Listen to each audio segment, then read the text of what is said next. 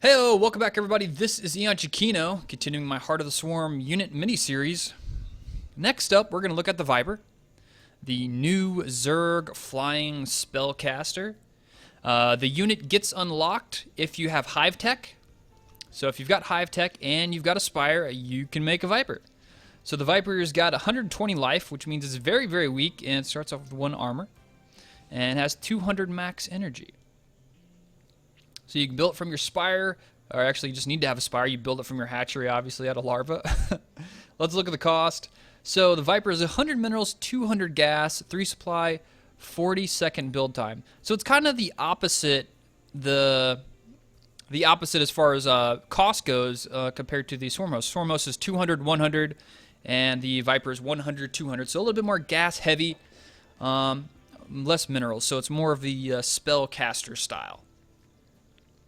So it's in the sky, it's like a medium-sized unit. It's a little bit bigger than a Hydra, so it's fairly easy to click on as far as units go. It's not like a Templar or a Ghost that's really small to click on, so it's a kind of big. So let's look at its skills. It's got Consume.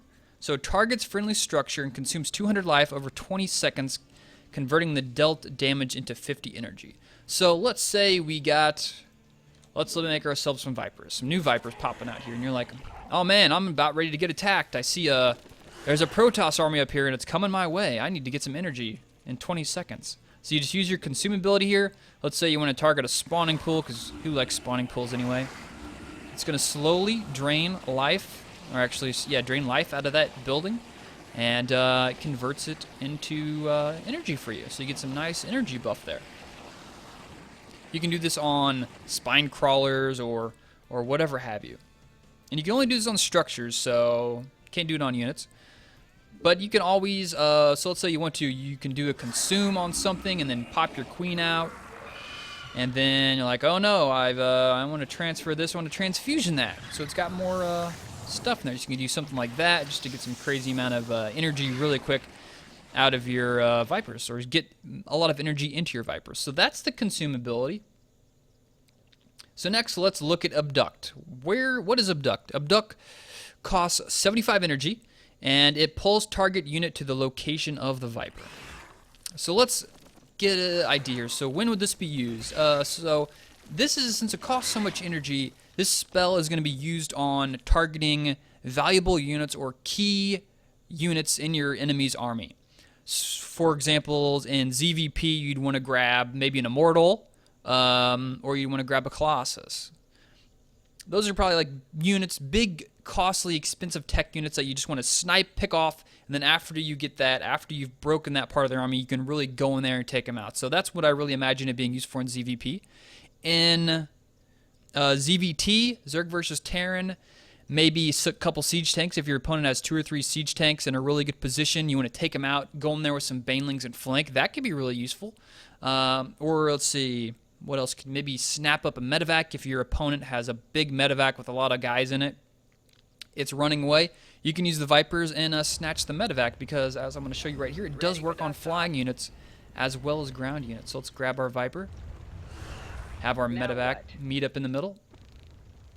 So for example, let's say the medevac's trying to get away. It's got some Marines in there, and the Viper's like, oh, no you didn't. Boom, there. It's got a pretty good range on it. As you can see on the, not enough. Actually, I'm going to need to do some, get a new guy. Let's grab a couple guys. You can see the range of it whenever you hold down D. If you got one of them selected, you can see it as a flying, you can see the little dots there. It's got a big radius. It goes from here all the way over to here, as you can see on the left side. So it's a pretty nice sized radius. It's got a pretty good jump. Whoop! Sticks its tongue out there, its orange tongue, and pulls the unit directly, I guess, next to it or to the side of it, however that would be positioned. So I'm kind of curious where it actually positions it, if it's behind it or if it's in front of it, or what the deal is. So he whips it. Okay, so it's kind of like to the side of it. So let's give it a shot in a battle here. So we've got our Vipers, we got some Roaches, and up at the top we got a Protoss army, heavily fortified. They got a Colossus with its range. He can throw down some sentries. He can do force fields like, haha. What will you do now, mister? So we're going to come up here with our Roaches and our Vipers, and I'll just kind of show you kind of what I have in mind for how Vipers will be used. So like I was talking about earlier, you use the Vipers to pull the big, heavy, expensive, valuable tech units out of the Protoss Death Ball. Kind of rip the spine out of that Protoss Death Ball and allow you to snipe it real easy. So we'll pull up here, come up here. Whoops, there's a cliff there. I didn't even see that. There's a cliff down there. Actually, that's a really interesting thing I'm going to test out right after this. So, got our roaches in position. We're like, okay, I see that Colossus up there. I'm going to go snag it. And then I'm going to kill with my roaches. That's the idea. So, whoa, whip it down. Oh, target. There we go. Target down the Colossus, and there you go. That's how I imagine it being used. It's got a pretty big range. Let's try it again. Pulls it, comes down here, and pops it off really quickly. So as you can see, that's how I imagine using the Vipers, just to snag a quick kill on really expensive units. You're not going to use it on like individual stalkers. I mean, I guess you could if you just really wanted to rub it in, but it requires so much energy, 75 energy, that it's not going to be something that I think you're just going to be able to spam a whole bunch of. I guess you could snag like 1 or 2 stalkers if you feel like it, but not zealots. I really think, especially if it's a close game, it's going to be something you want to save for valuable units. So one thing I was thinking of is, so a Colossus can't walk down this cliff because it's a double cliff. Can a Viper pull a unit down a double cliff or pull a unit up a double cliff? Because the Viper's drag ability, or sorry, abduct ability, works on ally units too. So let's try this out. Does this work on multiple? Oh my gosh, yes, it actually does. That's really cool. So if you want to get, you can pull down multiple layers. I wasn't sure if it worked or not, so evidently it works. That's cool. So the Colossus actually gets shot right in the face. I don't know if you saw that or not.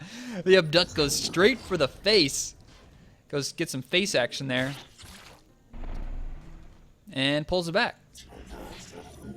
So one thing which I think would be really cool is if you had maybe, this is really ridiculous, but I'm just going to throw it out there anyway. Something like, let's do some more crazy stuff. Let's do, I wonder if, yeah, I'll try that. Do one of these. So let's say we got a base up here. Let's get rid of these Protoss. So let's say up here there's an invisible base. And you're over here with your Vipers. You can get out of here too, Mr. Colossus. You've served your purpose. Give all these guys full energy. So let's say we want to do like a strike. We want to attack an opponent's base, or you just want to sneak in their army or do something like that. But you don't have Overlord upgrades that allow you to pick up your units and carry them up there. Can you actually pull units up the ramp or up the cliff into your opponent's base? Kind of like reverse of exactly what we just saw. So we'll have some Ultras over here, some Banelings, and some Locust, some Swarm Hosts. I don't know why I want to call them Locusts, because the little guys are Locusts. So let's give it a shot. Let's pull up an Ultra. Works perfectly. Pulls an Ultra right up there. Grab another one. Let's grab a Baneling. Yep, works on Banelings. And Swarm Hosts. So yeah, there you go. You can, if you want to have like a cliff assault without having the Overlord upgrade, you could do it with a couple small units. It may be interesting to see how, really late game it works with, it only takes 2 Banelings to blow up a whole mess of workers. And if you could sneak in some Banelings in the back and just pull up 2 of them, you could like maybe put the Vipers directly on top of the mineral line if the map allows you, and have the Banelings right there, and just go, and they'll just drop right on top of them. Boom, there we go. Dead workers. So yeah, that's pretty cool. Pretty cool use of the Viper. And like I said, if you guys have any other ideas you just want me to try because you don't have beta access yourself, just let me know, and I'll give it a shot, because I want to know as much as I can and show you guys everything I can about the beta. Because everybody loves learning about Starcraft and all the crazy shit you can do in it. So next up is going to be the next ability, which I think is a really cool ability that's going to change ZVT and even ZVZ, not really so much Protoss, but definitely ZVZ and ZVT battles. Army composition is Blinding Cloud. So this is the most expensive ability for the Viper. 100 energy, creates a cloud for 10 seconds that reduces attack range of biological units to melee range. So for example, biological units only, that's key right there. For 10 seconds, only have melee range. So we've got a whole bunch of Marines here, Marauders, all have more than one range attack. And let's have a couple Zerglings out here. Let's make some Zerglings.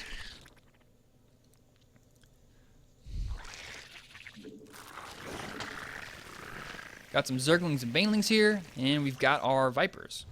So normally what would happen is you'd attack here, and they would, all the units can attack. All the units can attack, because 7 range is pretty far, so this Marauder in the back could attack a Zergling here in the front, and the stuff in the front just dies really, really quickly. So now if you attack with the Blinding Cloud, only units that are on the very, very edge that are actually being attacked by Zerglings can shoot back, so you have like more of a one-on-one scenario. So we'd have more of a scenario like this, where you've got 1 Marine versus 1 Zergling attacking. So the trade is a lot more fair for the Zerg player. Now let's just do this with just mass Zerglings, so I can kind of show you what I'm talking about a little bit better. So let's say we got our army up here.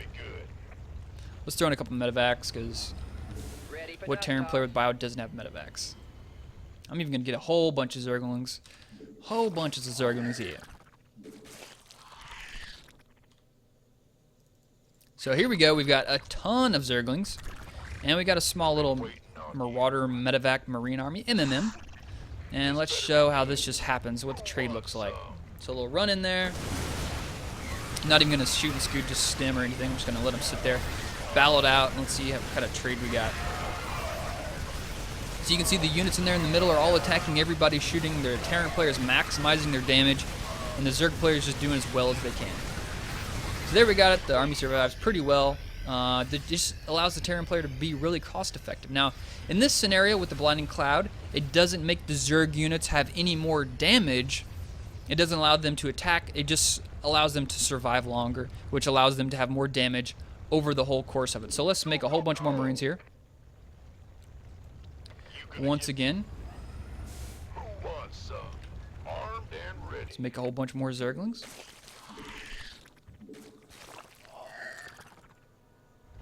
I'm not going to throw Banelings in there, because I want to do not be Banelings yet. I'm just going to do more of a similar attack that we just saw. Actually, maybe I'll throw a couple in there. Yeah, let's throw a couple in there.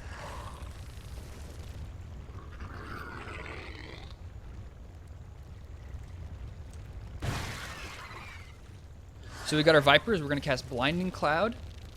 And I'm not going to stutter step shoot with the Marines. I'm just going to show you, generally what the deal is here. So here we go. Oops, I'm going to wait. I'm going to go in first with Blinding Cloud. Blinding Cloud goes down. Throw another one. And you can see the units in the back here. They aren't attacking. They're running to try and get in position to attack. So not only does it cause the Terran player to open up its like death ball, but the AI just wants to get into a position to attack. So it causes the Terran's army, if uncontrolled, to kind of open up a little bit and allow the Zerg player to do more damage. And I think it's going to be used quite a bit in that scenario in ZVT. So another option I was talking about is ZVZ. So what's going to happen in ZVZ? Now I actually saw Sheth was doing this on a stream, which was really cool. So he was in a base race scenario, ZVZ. He had a whole bunch of roaches attacking him. And he had like a couple swarm hosts defending. So he was up on top of his base. I don't know if there's any ramp that's small enough, but he was up on top of his base defending it. Let's delete these guys out of here. And let's make a whole bunch of roaches.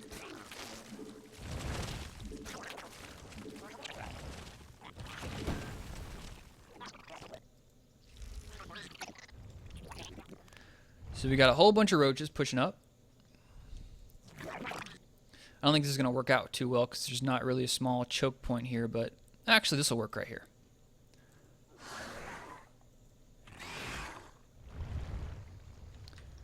So here's my defending force here. And then we're going to have a small little choke point here. Oops.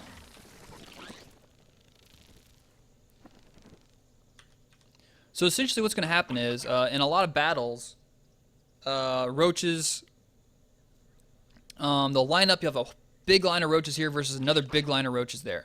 So it'll be something like this versus, a whole nother line on the other side, and they'll just line up and kind of trade punches.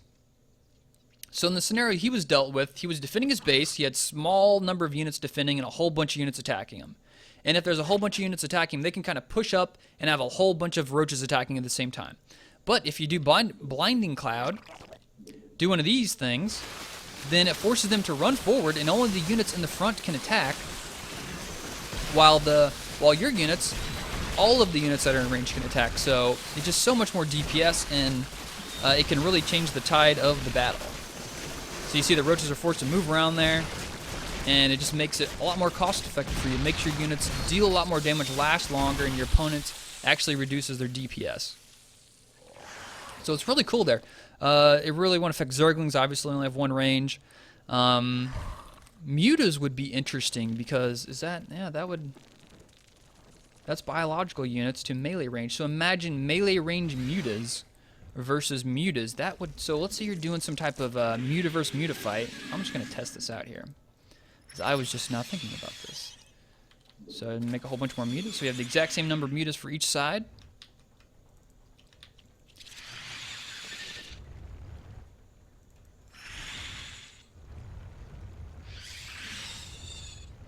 And due to the fact that mutas naturally clump up, they're kind of susceptible to the blinding cloud. So I'm only going to use one. One here.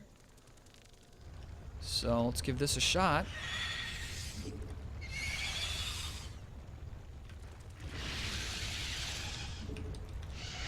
Gonna go in with the blinding cloud. Boom, cast it.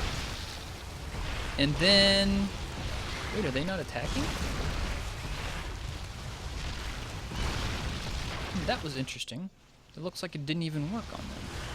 I'm gonna have to try this again. That wasn't conclusive enough for me. So let's try this again. Same number of muta. Same number of muta. So yeah, they're biological. It says attack range of biological units under to melee range. So this should... Let's try this again.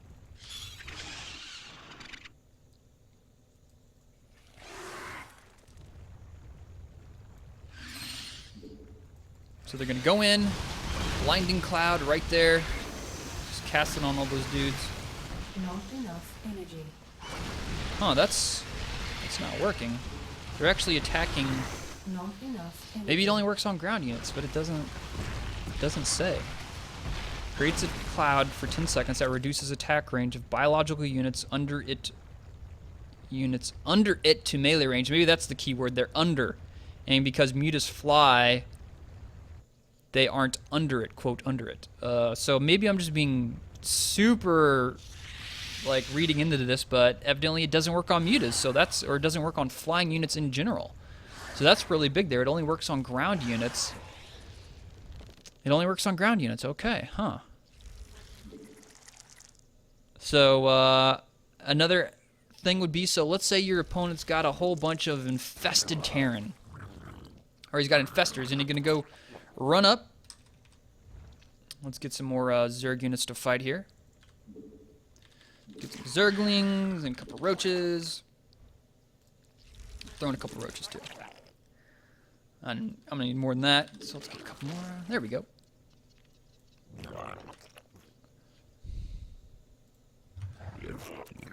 So let's say your opponent's gonna come in here, gonna go for an attack, and he's gonna throw down a whole mess of infested Terran eggs to attack you. So because these are biological ranged units, you can cast this cloud on them once they pop up, and they will not be able to attack until they get in melee range. So that's going to really make infested Terran a whole heap weaker. That might actually be even better than fungling them once they pop out. You'll fungal, slowly kills them, doesn't do a lot of damage, won't kill them in one shot, but it does weaken them. And I think this is a better technique to deal with infested Terran actually in ZVZ, is because essentially all those infested Terran will not do any damage until they're in melee range. And if you're against roaches, they might not even get to melee range before they die. So casting one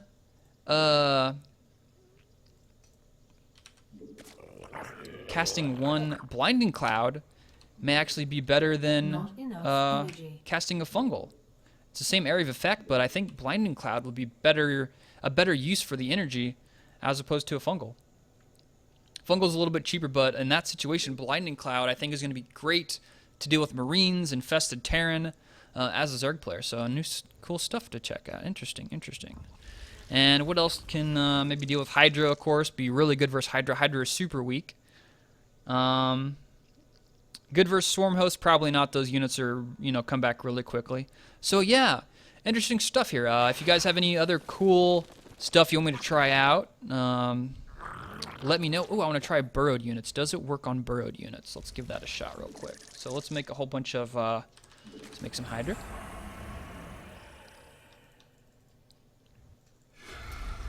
So let's come in here with my burrowed Hydra. Burrow those guys.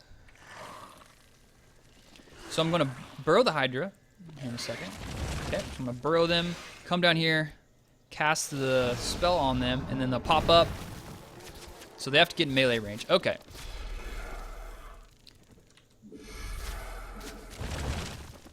So the cloud lasts for 10 seconds. Here's something I want to talk about. I didn't really explain this earlier, but the cloud is stationary. You cast the cloud, it's there.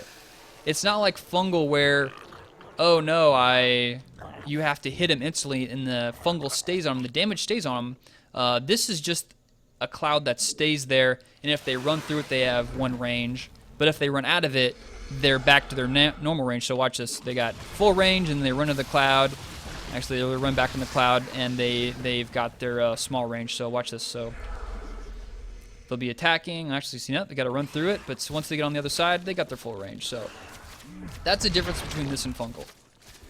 And burrow, obviously, they can't attack while burrowed, so it really isn't useful until they come out, which makes sense. So there's the Viper. Really cool unit. I can't wait to see the Viper being used in professional play. There's just going to be some crazy WTF moments going on there. So once again, thank you guys for watching. I think I got some more. I'm probably going to do more. Let's see, what else do I have to cover? I think that's it for Zerg. Terran, I've got, whoops, not an SCV. Widow Mines. Oh, yeah, I got to do some Widow Mines. So I'll probably do Widow Mines next.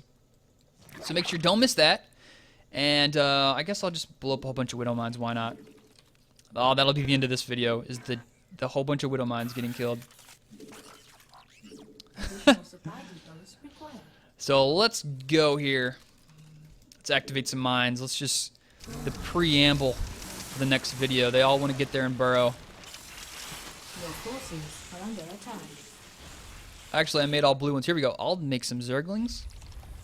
Here we go. Streaming the Zerglings.